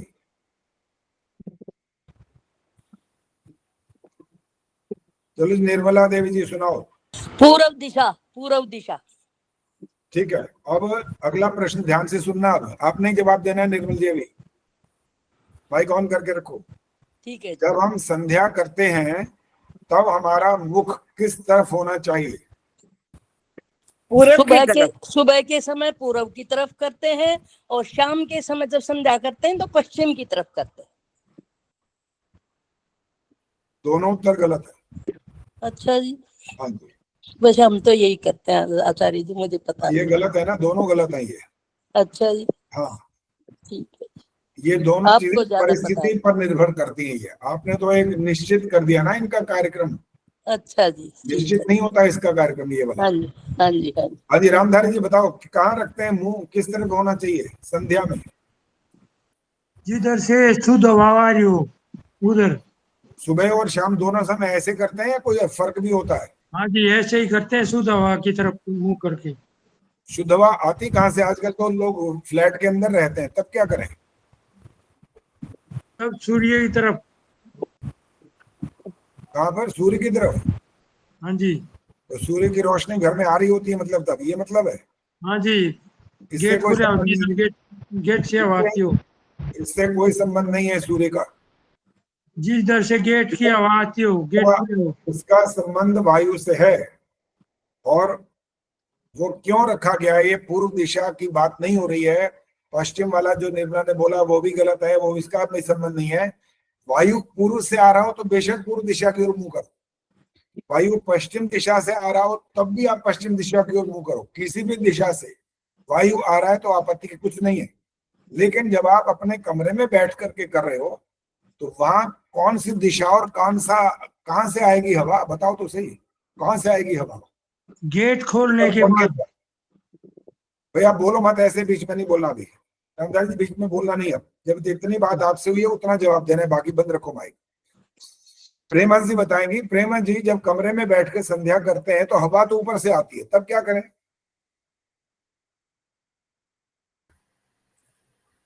एक्चुअली तो खिड़की खोलकर बैठना चाहिए या बाहर की तरफ बैठना चाहिए जहां हवा हो। बाहर इसलिए नहीं बैठ सकते क्योंकि वो जब फ्लैट्स का सिस्टम है तो बाहर तो अब वहां से लिफ्ट है, बाहर लोग आ रहे हैं जा रहे हैं, वो तो और खटपट हो जाएगी। अच्छा, हाँ हाँ।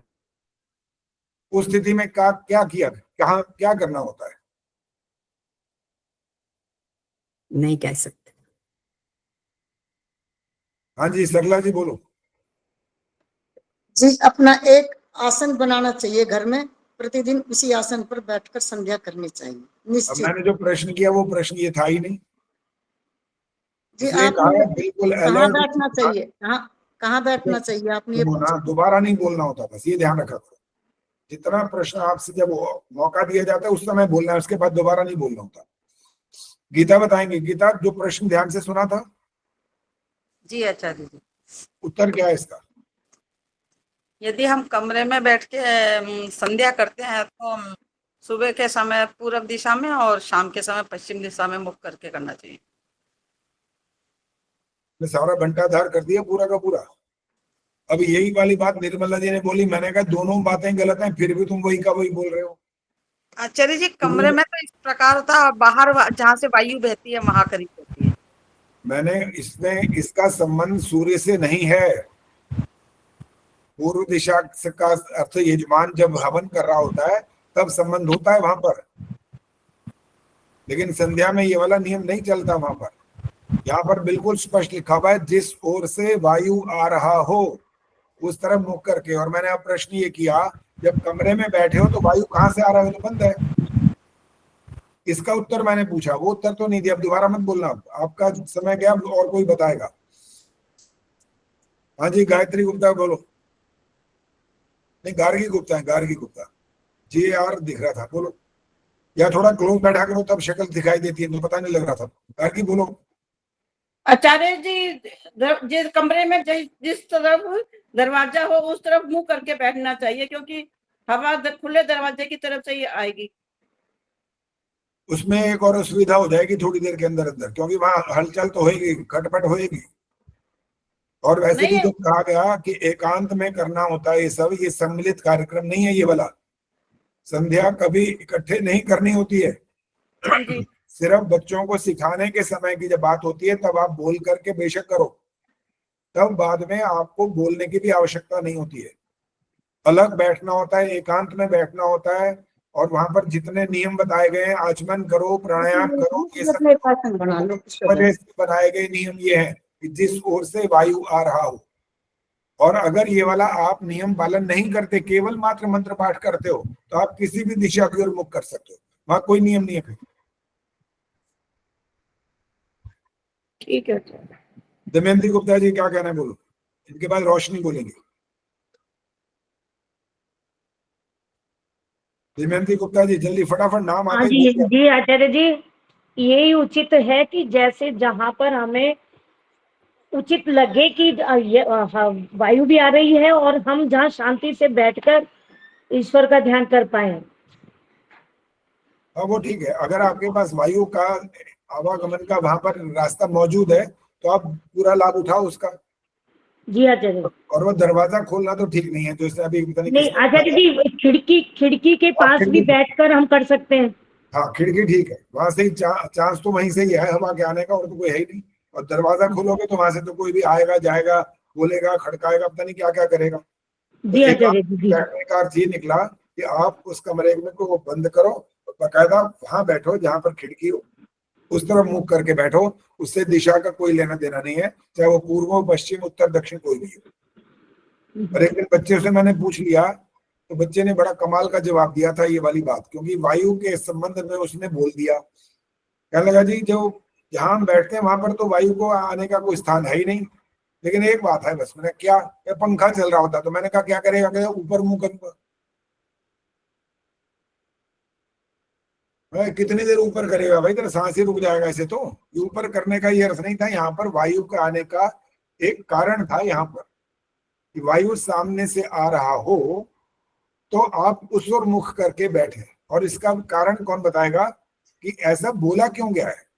विनय प्रभा बताएंगे। कि ऐसा नियम बनाया क्यों गया, महर्षि ने ऐसा कहा क्यों, क्या चीज है? आचार्य जी, जैसे शुद्ध वायु, प्राण वायु, जब शुद्ध वायु मिलेगी हमें तो स्वस्थ रहेंगे हम। ठीक उत्तर नहीं है, दोबारा नहीं बोलना, बस जितना कह लिए वो आप उत्तर देते हो, उसके बाद आपको जो इसका मैं रिएक्शन लूं, फिर आपने दोबारा नहीं बोलना होता। अंजु विद्यार्थी बोलो। आचार्य जी, जब प्राणायाम करते हैं ना तो उसमें शुद्ध वायु जानी चाहिए। पर आचार्य जी, मेरा एक प्रश्न है कि हमारे कमरे में तो खिड़की भी नहीं है, मेरे कमरे में खास करके पंखे की तरफ कर लिया करो मुंह पर। पंखे की तरफ ही करती हूँ, पंखा या एसी चलाती हूँ और कुछ नहीं करती। देखो, उसका संबंध इस बात से था कि आप अगर प्राणायाम करते हो तो आपको शुद्ध वायु सामने से आए। अभी भी आपका उत्तर अधूरा था, वो पूरा नहीं था। प्राणायाम करने का मतलब केवल सांस भरना थोड़ी होता है, छोड़ना भी तो होता है। और जब छोड़ते हैं तो कार्बन डाइऑक्साइड है, जब उसको छोड़ेंगे और वायु सामने से आ रहा हो तो ये आपके सामने से निकल जाएगी, पीछे को चली जाएगी। इसलिए कहा गया है जिधर से वायु आ रहा हो, ये कारण है इसका। अगर आप कमरे में बैठ करके वहीं पर प्राणायाम करेंगे ना अगर, तो आप तो एक तरह से कार्बन डाइऑक्साइड ही सूंघते रह जाएंगे, फिर वायु नहीं होगा। तो इसलिए वास्तव में जो नियम, पूरा नियम जिनका पालन करने की बात आती है तो वो नदी के किनारे जाना होता है, वहां जाओ, वहां पर आपको शुद्ध वायु आराम से मिलेगी, वातावरण मिलेगा, प्राकृतिक वातावरण होगा, बहुत अच्छा होगा, खटपट कुछ नहीं होगी, आप एकांत में बैठ जाओगे। लेकिन यहाँ कहाँ संभावना है, आज किसके पास है ऐसा समय? वो तो जो सन्यासी महात्मा योगी लोग हैं वो तो वहां कर सकते हैं, आप और हम कैसे करेंगे? तो आप और हम वैसा कर सकते हैं कि उन नियमों का 100% हम पालन नहीं कर सकते, तो जितना हमारे लिए संभव है वो करें बस। पद्मा जी बोलो, क्या बोलना है? आचार्य जी, बालकनी में भी तो कर सकते हैं ना, जैसे कोई घर में ना हो, शोर ना हो बिल्कुल, तो बालकनी में भी किया जा सकता है, क्योंकि वहां तो शुद्ध हवा मिलेगी। जैसे कर सकते हैं, वहां कर सकते हैं, लेकिन वहां पर बालकनी का मतलब है जो आसपास पूरा जो आपका, अगर जैसे फ्लैट्स होते हैं तो वहां तो बड़ा शोर शराबा होता ही रहता है। नहीं, अपना इंडिविजुअल जैसे घर हो तो उसमें बालकनी में जैसे करना हो मैं तो कह रहा हूं व्यवस्था आपको देखनी है अपने आप से कि कहाँ पर एकांत आपको मिल सकता है, बस। ठीक है, धन्यवाद आचार्य जी। फ्लैट की और कोठी की और बंगले के हमें पता नहीं है क्या है, आप अपनी व्यवस्था स्वयं देख सकते हो कि आपके लिए सबसे अनुकूल स्थान कौन सा है। और प्राणायाम आदि करना हो तो वायु का आने का स्थान होना जरूरी है, नहीं तो आप अपने ही प्राणों को जो छोड़ेंगे ना यहाँ बाहर और फिर वही कभी अंदर ले जाएंगे तो आपको हानि होगी, लाभ की जगह हानि शुरू हो जाएगी। अच्छा, एक और बात बताओ, सुदर्शन मनचंदा बताएंगे प्राणायाम करना होता क्यों है, आखिर क्या कारण होता है?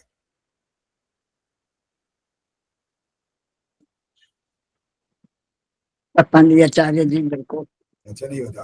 आशा सहदेव जी बोलो, क्यों करना होता है? स्वस्थ रहने के लिए, शरीर स्वस्थ रहे, उत्तम स्वास्थ्य की प्राप्ति के लिए। वैसे कोई गलत जवाब तो नहीं है, लेकिन थोड़ा थोड़ा गोलमोल जवाब है भी ये भी। इंदिरा ठाकुर जी बोलिए।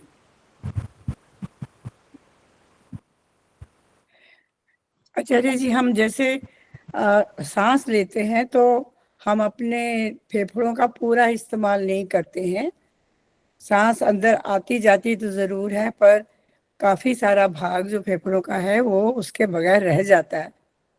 तो फेफड़ों का काम होता है वायु को शुद्ध करना, और फिर आगे जैसे सारे शरीर में अलग अलग जगह पे वह कार्यरत होती है।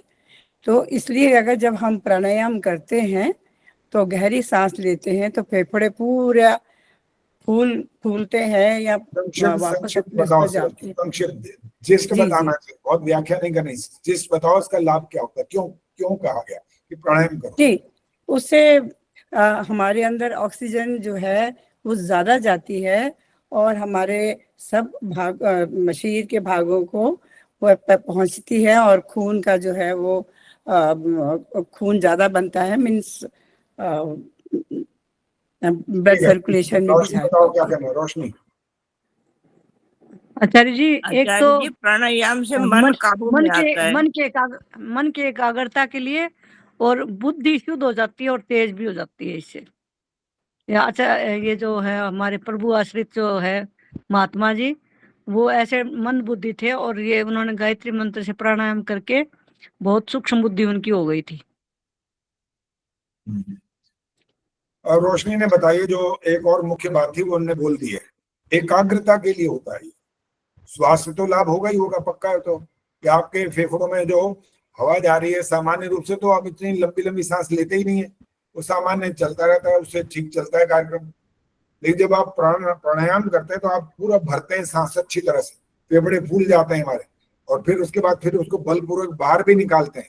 तो ये अच्छा खासा एक अभ्यास हो जाता है जो शरीर के अंदर खून का जो संचालन है वो अच्छे से होता है, और मन भी एकाग्र करने में इसमें बहुत सारी हमको सहायता मिल जाती है, क्योंकि हम फिर प्राणों पर पूरा ध्यान लगाना शुरू कर देते हैं, इधर उधर हमारा ध्यान नहीं जाता। फिर ये भी याद रखना होता है कि प्राण ये इतना जबरदस्त वाला प्राणायाम नहीं करना होता कि सांस लेना ही भूल जाए, उसका भी पूरा ध्यान रखना होता है। जितनी देर तक रोक सकें आसानी से उतना करना होता है, अति करेंगे तो इसका नुकसान भी होता है।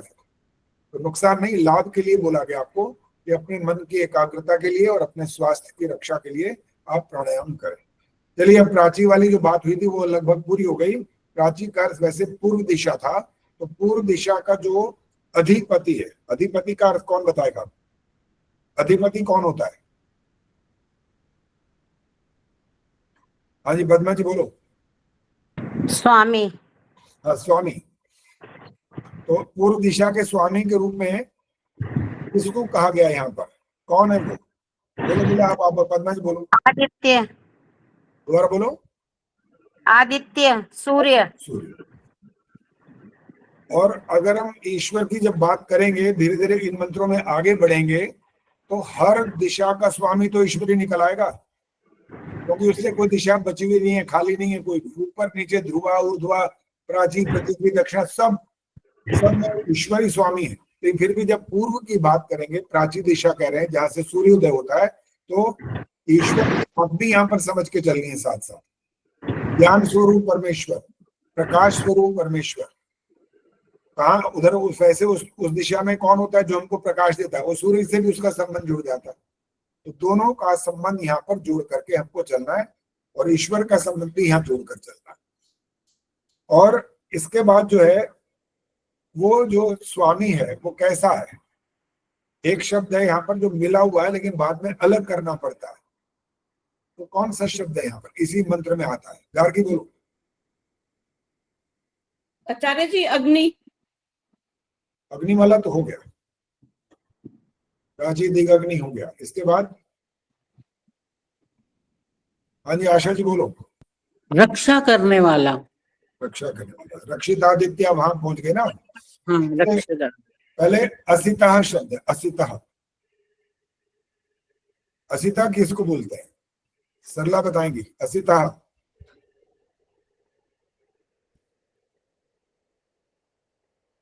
हाँ जी, आशा जी बोलो। बंधन रहित, जो किसी से बंधन नहीं हुआ है। हाँ ठीक है, बंधन रहित। हाँ, बंधन रहित। बंधन रहित कौन है? ईश्वर भी बंधन रहित है, और सूर्य भी बंधन रहित है। हाँ।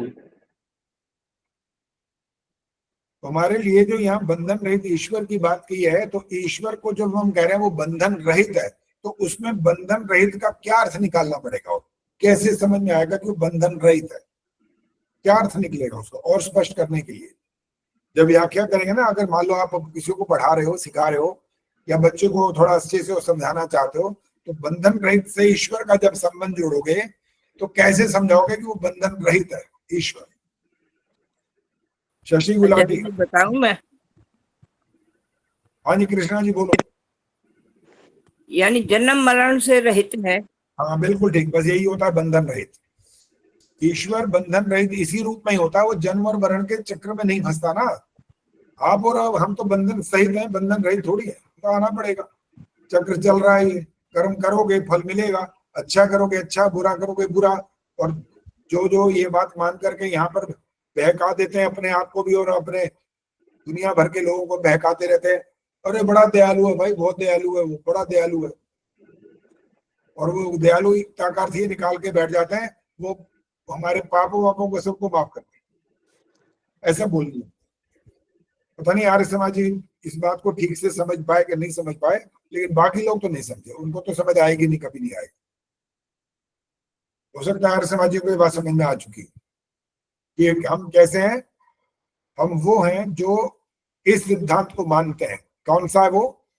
अवश्यमेव भोक्तव्यम कृतम कर्म शुभाशुभम। हम ये वाला सिद्धांत मानते हैं। अभी फिर फेसबुक में मैंने देखा, आज या कल में देखा था, एक ने कहा जी आर्य समाज में बड़ी संख्या कम होती है, बहुत कम लोग आते हैं, बाकी जगह पे देखो लाइन लगी होती है। बहुत सारे कारणों में एक कारण ये वाला भी तो है। यहाँ पर तो बिल्कुल लठ बजा के, जिसको बोलते हैं ना, कह दिया जाता है कि बेटा कर्म गलत किया तो फल मिलेगा, उसका दंड मिलेगा, दंड, कोई माफी नहीं मिलेगी। और बाकी जगह क्या होता है? बाकी जगह तो हाथ जोड़ के मत्था टेको, हो गया बस। भगवान के वो दूत बने बैठे हैं सारे कि हम करेंगे जी आपका, आप जितना हमारे पर एक बार विश्वास लेके आ जाओ, बस हम जो बोले सतवचन महाराज, बस इतना ही करना, इसके अलावा कुछ नहीं करना। ये करते जाओ, आपका बेड़ा पार हम करवाएंगे। और जो जो है ऐसा कहने वाले हैं ना, चाहे वो हमारे हिंदू मत में है, चाहे वो मुस्लिम मत में है, चाहे वो क्रिश्चियन किसी में भी मत में है, वहां पर उनका जब कोई हाल ऐसा होता है ना, शारीरिक कुछ रोग बीमारी आ जाती है, घेर लेती है, तो वो अपना इलाज कराने बड़े बड़े हॉस्पिटल में पहुंच जाते हैं। वैसे दुनिया भर का इलाज करते हैं कि हम हमारे शरण में आओ, हम तुम्हारा कल्याण कर देंगे। उनका अपना कल्याण तो होता नहीं है अपने हाथ से। इसलिए हमारे यहाँ पर ज्यादा संख्या नहीं होती है। सबको डर लगता है इस बात का, भाई यहाँ पर तो हर चीज को भुगतने की बात करते हैं ये लोग। लेकिन जो बुद्धिमान है वो इस बात से घबराता नहीं है, बल्कि सावधान हो जाता है, सचेत हो जाता है, जागरूक रहता है कि मुझे करना ही नहीं है, सब करूंगा ऐसा गलत काम या करूंगी तो दंड मिलेगा इसका। इसलिए हमारी बात को ज्यादा महत्व हमको देना होता है, ना कि ये कि भाई कोई हमारा अपना बच्चा हो, कहीं देखो वहां पर कितनी भीड़ होती है जी। वहां पर तो आपके यहाँ तो 5 बंदे बैठे होते हैं सिर्फ, कितने लोग आते हैं? इतने साल हो गए तुम्हारे आर्य समाज बने हुए, आते हैं लोग। वो हमारे ऊपर एक प्रकार का आक्षेप होता है बाकायदा कि देख लो आपकी बात को कोई सुनने को तैयार नहीं है। और उसमें बहुत सारे कारण और भी होते हैं। तो आपने गुड़ वाली कहानी सुनी है ना, महात्मा जी वाली? तो माता जी कह रही है इसको उपदेश करो, गुड़ बहुत खाता है, इसको मना करो गुड़ ना खाया करो। एक हफ्ते बाद आना, एक हफ्ते बाद एक वाक्य बोला सिर्फ, बेटा गुड़ मत खाया करो। वहां को गुस्सा आया, उन्होंने कहा महात्मा जी एक वाक्य बोलने के लिए आपको 1 हफ्ता लग गया। तो हमारे जो कई ऐसे प्रचारक है ना, वो खुद पालन नहीं करते किसी बात का, ये मुसीबत है। जब पालन ही नहीं करेंगे तो दूसरों पर असर क्या होना उसका?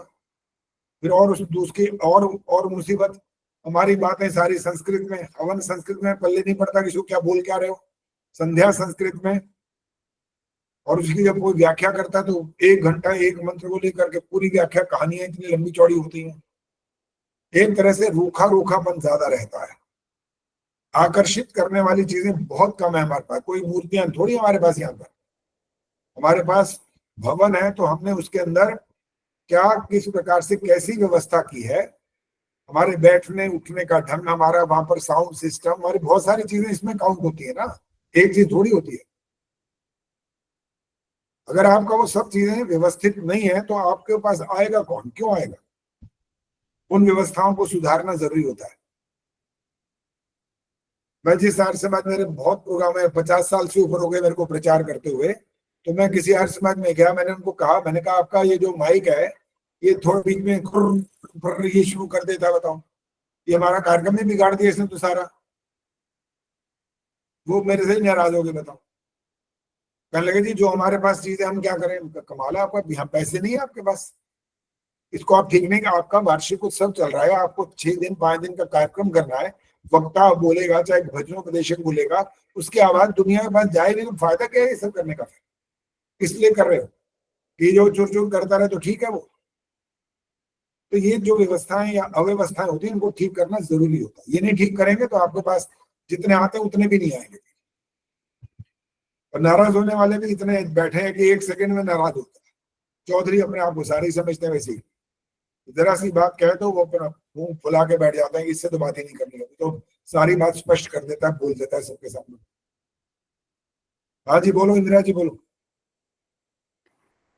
आचार्य जी, हमारा तो संस्कृत में है, पर सदगुरु के भी जितने भी भजन हैं वो भी सारे संस्कृत में हैं या उनकी साउथ इंडियन लैंग्वेज में है, मगर उनका इतना ज्यादा है प्रचार, ऐसा करा हुआ है इन्होंने कि कोई एंड नहीं है उनकी फॉलोइंग में। मैं कई बार इसके ऊपर सोचती हूँ कि हम इनसे क्या शिक्षा लें कि हम भी, हमारा भी आर्य समाज जो है वो आगे बढ़े। मैं बताता हूँ आपने सबसे ज्यादा गड़बड़ कहाँ हो रही है। जब माता पिता बन गए, हम दादा दादी की बात नहीं है, माता पिता की बात हो रही है। क्या हमने हर रोज हवन किया घर में? जवाब क्या है बोलो?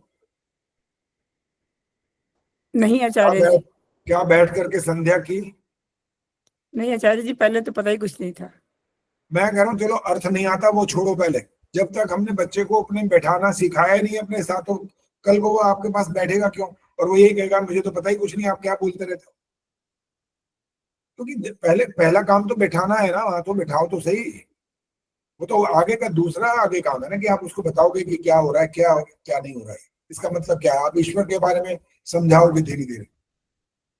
जैसे गाड़ी में जा रहे हो तो मंदिर देखा आपने, जय, बच्चे ने छोड़े जय कर दिया, बस वो ये सीख गया, बस इसके आगे तो आपने सिखाया कुछ नहीं। आचार्य जी हम भी यही करते थे। हाँ? हमने भी यही सीखा था। यही तो कह रहा हूँ ना, जब हमारे इन बातों में जो कमियां हैं, जो दोष हैं, वो अगर हम उसको ठीक नहीं करेंगे तो हमारी संख्या कहाँ से कैसे हो जाएगी। बाकी जगह तो भीड़ बनी रहेगी, वहां तो बहुत सरल सौदा, बड़ा बहुत सीधा है ना। वहां तो ये कहते माफ कर दो, भगवान माफ कर देता है। वहां तो हमारी शरण में आ जाओ, हम तुम्हारा बेड़ा पार करवा देंगे, वहां हो जाता है सब कुछ। और कोई तो छल कपट से करता है, कोई डंडे के जोर से, कोई पैसे का लालच देकर के, कोई पद का लालच देकर, पता नहीं क्या क्या करता है। आपके यहाँ तो कोई लालच चल ही नहीं सकता ना। आपने जैसे का झूठ बोला, ले भाई पाप लग गया। अभी तो सोचा है तब भी पाप लग गया, बोला नहीं अभी, सोचा है तब भी पाप लग गया। कौन आएगा आपके पास? इतना कठोर नियम को पालन करना कोई मजाक थोड़ी है। इसीलिए सब हमारे पास इतनी बड़ी संख्या में लोग नहीं आ सकते। हमें फिर भी प्रयास तो करना है ना, अपनी बात को जो अच्छे से ढंग से कहने का प्रयास तो करना है। ये तो मैंने सबसे पहले आर्य समाज में कैसियो के माध्यम से शुरू किया था, संगीत के माध्यम से कार्यक्रम।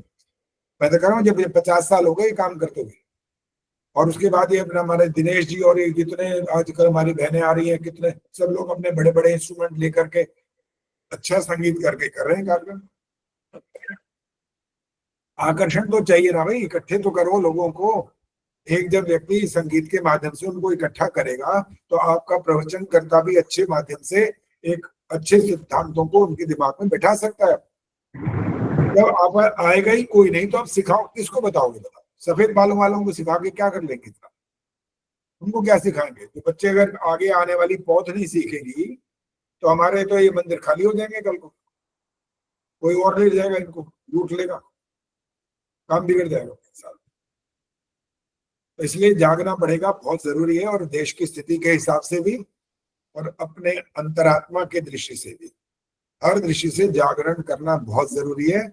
और इसके माध्यम से आप सांसारिक उन्नति के लिए आपको संसार के जो प्रतियोगिता है वहां बढ़ना पड़ेगा, और आध्यात्मिक उन्नति के लिए आपको बहुत बड़ा स्वाध्याय करना पड़ेगा, विद्वानों का संग करना पड़ेगा। अंतिम बात आप बोलेंगे अंजू, इसके बाद। आचार्य जी एक बात मैं बड़ी अच्छी प्रासंगिक बताना चाहती हूँ। अभी हमारे अंजू की सुनना, रुक जाओ अंजू बोलो। आचार्य जी बस मैं तो यही पूछ रही थी कि जैसे आपने देशभक्ति का गीत कहा है, तो उसमें सिर्फ देशभक्ति का हो या जैसे आजकल जो प्रसंग चल रहा है युद्ध का या किसी का, उसका भी वर्णन कर सकते हैं? हाँ, वो भी आ सकता है, वो भी आ सकता है। यही पूछ रही थी। अभी आप जब ऐसे शब्द डालोगे वो भी देशभक्ति का रूप ले सकता है। हाँ जी नीलिमा जी बोलो जल्दी, क्या कहना? मैं ये कहना चाह रही थी जी, हमारे यहाँ रोहिणी में अभी केवल कुंज के बड़ा सा जो पार्क है उसमें एक महाभारत, ये भागवत पुराण का वो चल रहा है 5-6 दिन के लिए। हाँ। तो कल मैं ऐसे चली गई देखने के लिए। अच्छा। तो वहाँ कुछ अच्छी सत्य बातें भी वो बता रहे थे। पहली बात उन्होंने बताई सच्चित आनंद, वो सत किसे कहते हैं, चित किसे आनंद, ये वगैरह वगैरह उन्होंने बताई जो अच्छी थी। तो कुछ 1-2 बातें और थी, दार्शनिक भजन भी थे हमारे जैसे। तो लेकिन वहां शुरू हो गई फिर वो बात जो है उनकी होती है, जैसी कि नारद जी वहां गए और उन्होंने देखा कि कलयुग में जो है क्या कैसे गृहस्थी लोग रह रहे हैं, तो उन्होंने फिर वो थोड़ा घरेलू बात भी कही कि भाई बहू ऐसा कर रही है, उन्होंने देख के आए। फिर उन्होंने एक दो बातें कह के नारद जी वगैरह की वो बात शुरू कर दी कि मुझे लगी कि कृष्ण से प्रीत, ये भजन सुना दिया और दुनिया क्या जाने। तो कृष्ण जी पे आ गए फिर वो गोपियों पे उस पे। लेकिन बीच बीच में कुछ एक बातें थी ऐसी कि जो सत्य थी, बस हो लगा गया, वहां ठीक पे है। अच्छा। बिल्कुल, लेकिन बस और लेकिन नहीं सुनाओ, और नहीं सुनाओ, सुनो। नहीं, एक मैं बात अपना वो देना चाह रही हूँ जी यहाँ क्या? पे कि अगर हम ऐसे वो लगाएं आर्य समाज के बड़े बड़े टेंट और उसमें आर्य समाज की बातें जो है कहें, तो मुझे निश्चित विश्वास है कि वो सिद्धांत जो हम बताएंगे उसको सारे लोग ध्यान से सुनेंगे और समझेंगे और उसको अपने अंदर लागू जरूर करेंगे, क्योंकि वो सिद्धांत इतने सुंदर है। 3 ईश्वर, जीव, प्रकृति और ये सारा कुछ जो है जो हम बताते हैं। चलिए ठीक है, बहुत नहीं बोलिए, ठीक है। हाँ जी। पहली बात तो ये कि ये उनको जिनको आप लाने की बात कर रहे हो ना, ये प्रधानमंत्री मंत्री जी, कहीं पहले तो सम्मान ये था कि बकायदा घर घर जा करके पंफलेट बांटते थे, उनको बता के आते थे कि कार्यक्रम में आपने आना है। अब तो व्हाट्सएप हो गया, व्हाट्सएप से सूचित कर दिया, ना कोई जा रहा है ना कोई आ रहा है, कोई आएगा आएगा, नहीं आएगा नहीं आएगा, हमने अपना एक ड्यूटी निभानी थी, निभा दिया। तो वो कठिन काम है जो आप बोल रहे हो। और आपकी बात का जो आपने कहा मैं वहां चली गई थी, मैंने ये सुना, मैंने वो सुना, वो सच्चिदानंद की बात भी कर रहे थे, उसका उत्तर ये है जिस मिठाई में जहर मिला हो वो मिठाई नहीं खाने के योग्य होती है। क्योंकि उनकी बात फिर वही है, कृष्ण कन्हैया ये वो रास रचाना, राधा वाधा, क्या जरूरत है वो सुनने की? कोई जरूरत नहीं है सुनने की। हमें पता है कि वो इस सिद्धांत को कभी नहीं मान सकते।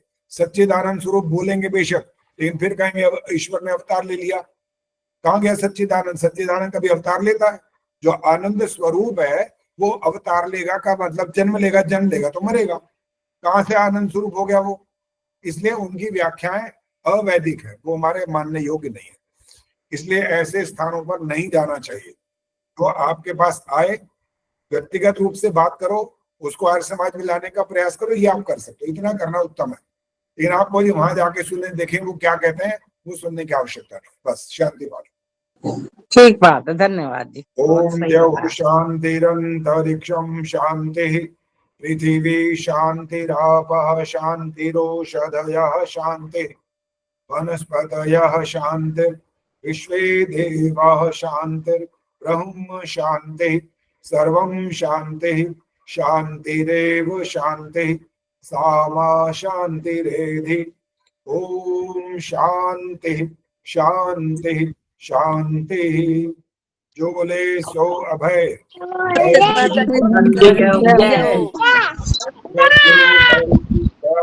की जय, भारत माता की जय हो, आर्य समाज हमारे ज्योति ओम का झंडा ऊंचा रहेगा, ध्वनि